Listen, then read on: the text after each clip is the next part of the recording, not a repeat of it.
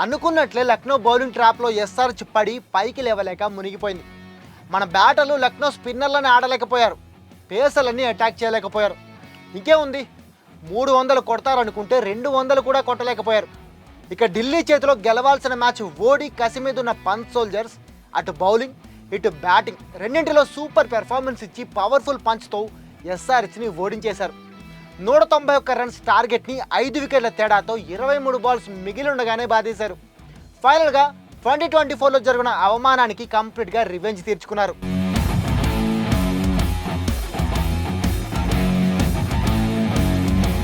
Three hundred loading అని ఓ గోల చేశారు. చివరికి 200 కూడా దాటలేదు ఎస్ఆర్హెచ్ స్కోర్.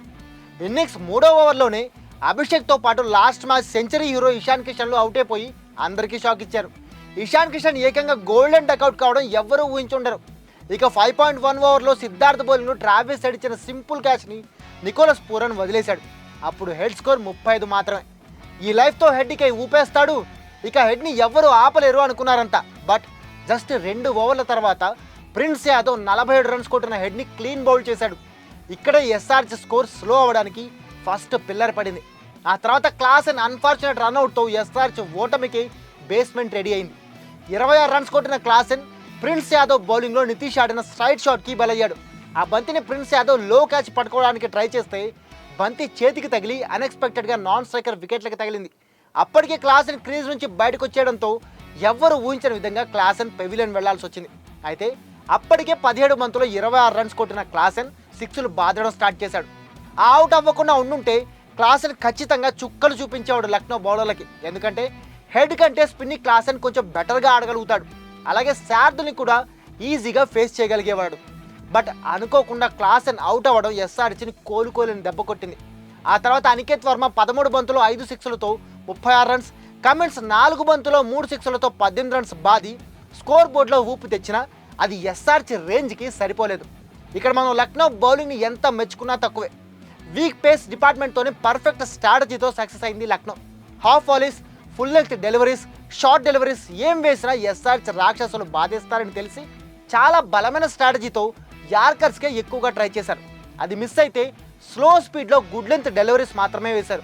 అందుకే ఎస్ఆర్హెచ్ బ్యాటర్లు భారీ షాట్లు ఆడబోయి వికెట్లు పోగొట్టుకున్నారు. ఇక ఈ పేస్ టీంని నడిపించింది మాత్రం శార్దుల్ ఠాకూర్.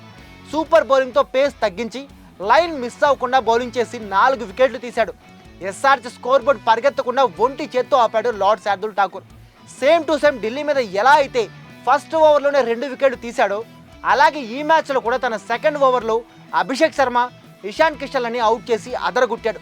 ఆ తర్వాత సెకండ్ స్పెల్లో కూడా అభినవ్ మనోహర్, షమిలని అవుట్ చేసి మొత్తం 4 వికెట్లు తన ఖాతాలో వేసుకున్నాడు.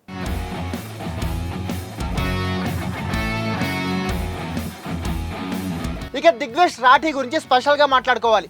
సునీల్ నారాయణ్, ఇమ్రాన్ తాహిర్ ఇద్దరిని కలిపి మిక్సీలో వేసి తీస్తే దిగ్వేష్ రాఠీ వస్తాడు. రాఠీ యాక్షన్ ఇద్దరిని కలిపితే ఎలా ఉంటుందో అలా ఉంటుంది. లక్నో బౌలర్లంతా యూనిటీగా బౌలింగ్ చేయడంతో ఎస్ఆర్హెచ్ 300 కాదు కదా, కనీసం 200 స్కోర్ కూడా చేయలేక 190 స్కోర్ దగ్గరే ఆగిపోయింది.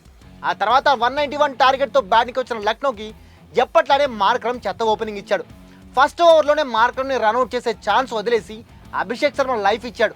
కానీ దాన్ని ఏమాత్రం యూజ్ చేసుకునే మార్కరమ్ ఆ తర్వాత ఓవర్లోనే ఒకే ఒక్క రన్ కొట్టి షమీ బౌలింగ్లో అవుట్ అయిపోయాడు. కానీ వన్డౌన్లో వచ్చిన పూరన్ హైదరాబాద్ బౌలర్లకి చుక్కలు చూపించాడు.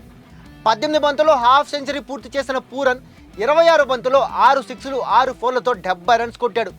40% మ్యాచ్ ఒక్కడే కంప్లీట్ చేసేశాడు. పూరన్కి అవతలేండ్లో మార్ష్ ఫుల్ సపోర్ట్ ఇచ్చాడు. వికెట్ కాపాడుకుంటూ స్ట్రైక్ రొటేట్ చేశాడు. దానివల్ల పూరన్ భయం లేకుండా ఆడగలిగాడు.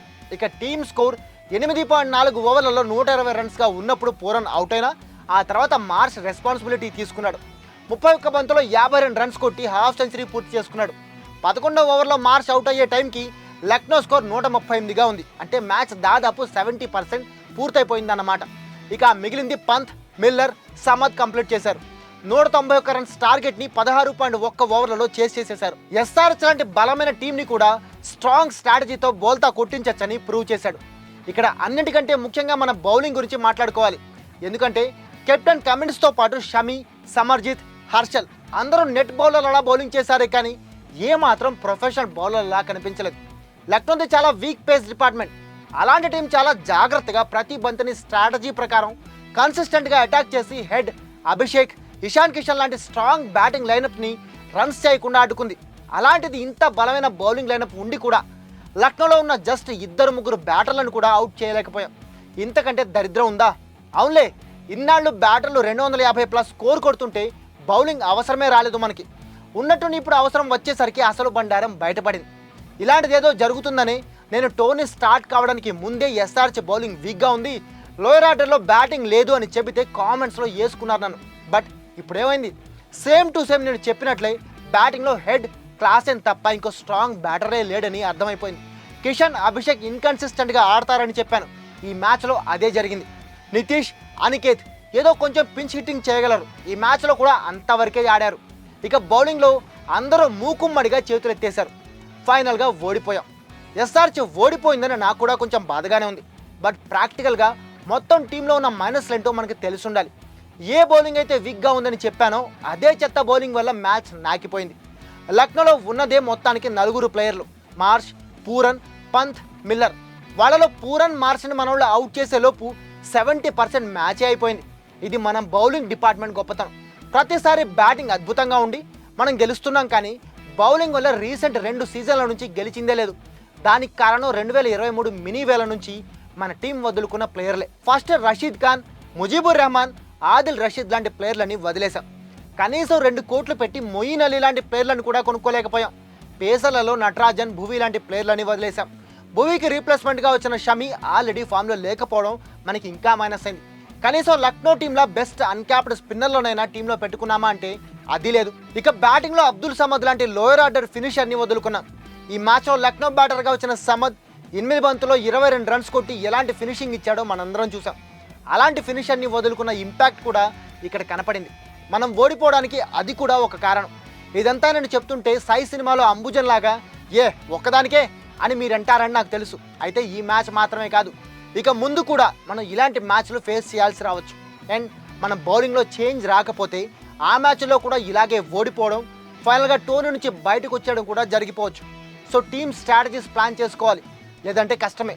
మరి ఇప్పటికీ మీకు నా అనాలిసిస్ తప్పు అనిపిస్తే ఎందుకు తప్పు అనుకుంటున్నారో కామెంట్ చేసి చెప్పండి.